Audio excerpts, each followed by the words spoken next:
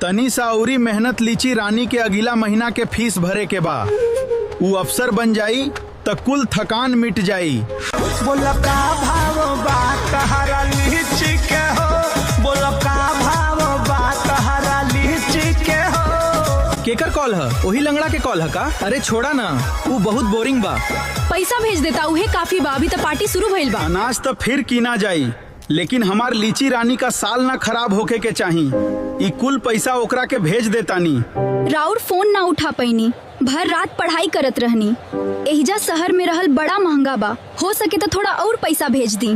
Baby, अगर तोहार भतरा थोड़ा और खर्चा करे तो ई बुलेट हमनी के हो सकेला। एक बार कवनो बड़ हाथ मारा, बस तू देखा जा अब के लैपटॉप के नाम पर कैसे बड़ हाथ मारत बानी। लंगड़ भाई, ई तोहार मेहरारू लीचिया केरवा साथे काहे नाचत बिया इंस्टाग्राम पे?